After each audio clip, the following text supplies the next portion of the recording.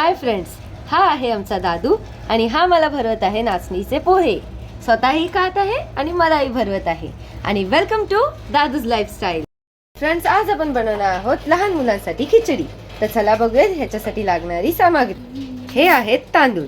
थोडेसे तांदूळ घ्यायचे आणि थोडीशी मुगाची डाळ. स्वच्छ आपल्याला धुवून घ्यायचे आहेत. 2 ते 3 वेळा हे स्वच्छ धुवून घ्यावे. थोडीशी आपल्याला कोथिंबीर टाकायची आहे. आता थोडे आपण ह्याच्यामध्ये मीठ टाकूयात. फोडणीसाठी लसूण. हा आहे आमचा दादू जो की त्याची फेवरेट गाडी चालवत आहे. हे लसूण नीट ठेचून घ्यावे.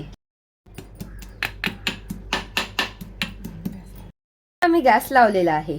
गॅसवरती एक कुकर ठेवायचा. कुकर तापल्यावरती कुकरमध्ये आपल्याला थोडंसं तूप टाकायचं आहे.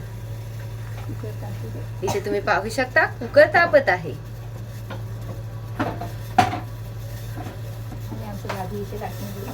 आणि हा आमचा दादू इथे लाटणं घेऊन खेळत आहे. त्याला लाटणं खूप आवडतं.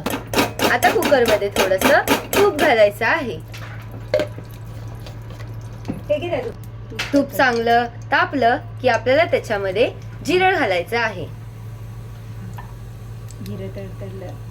जिरं तडतडलं की आपल्याला त्याच्यामध्ये ठेचलेलं लसूण टाकायचं आहे. आता आपण थोडंसं ह्याच्यामध्ये हिंग टाकणार आहोत. थोडीशी हळद.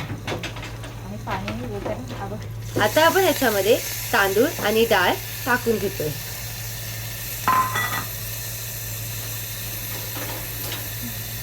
याला थोडं परतवायचं.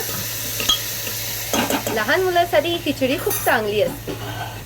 जितकं तुम्हाला मऊ हवंय तितकं तुम्ही पाणी घालू शकता. आम्हाला जितकं मऊ लागतं तितकं आम्ही ह्याच्यामध्ये पाणी टाकतो.